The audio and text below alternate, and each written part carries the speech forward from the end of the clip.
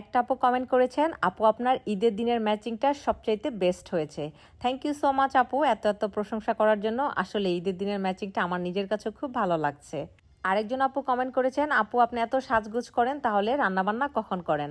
আপু রান্না করতে তো বেশি সময় লাগে না, যেহেতু অনেক বছরের এক্সপিরিয়েন্স হয়ে গেছে রান্না করতে করতে, তাই 1 ঘন্টায় দেখা যায় আমার রান্না শেষ হয়ে যায়। আর বাকি সময়ে যে থাকে 23 ঘন্টা, সেই 23 ঘন্টা বসে বসে সাজগোজ করি।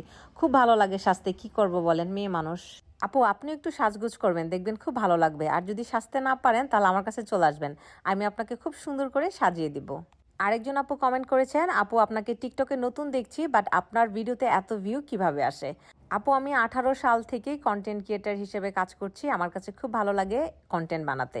সো টিকটকে আসলে নতুন ভিডিও দিলেও সবাই বুঝতে পারে যে আমার আসলে এক্সপিরিয়েন্স আছে, যার কারণেই হচ্ছে আমার ভিডিওতে ভিউজ হয়।